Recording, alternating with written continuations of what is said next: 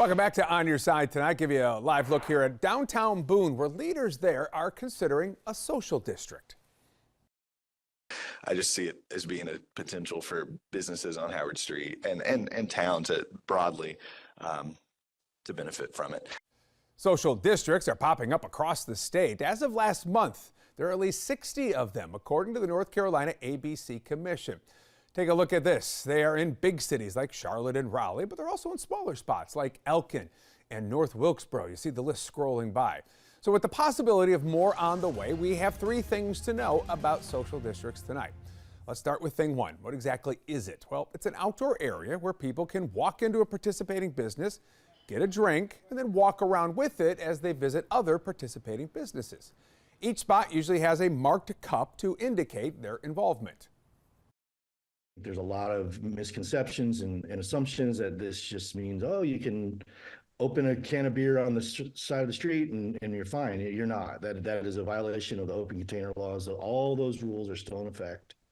The only exception is that this cup is basically your token to membership of the social district. And that brings us to thing two here, the potential risks in this. The cities and towns that have discussed social districts have heard concerns that it leads to more littering because of those plastic cups. There are also concerns that social districts encourage drinking and also disorderly behavior. This was the discussion when it was proposed here in Charlotte 2 years ago. Current issues that we're seeing all in uptown Charlotte regarding drunkenness, regarding, unfortunately, individuals that are in the parking decks that are causing harassment at a number of the restaurants. Why is this even before us tonight?